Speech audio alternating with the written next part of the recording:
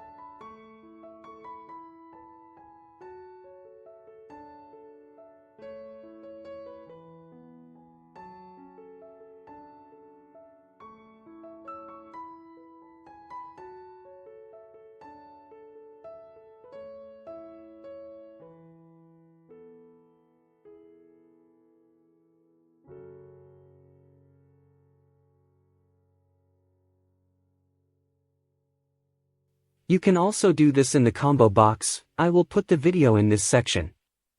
Thank you for watching this video, and don't forget to subscribe to my channel.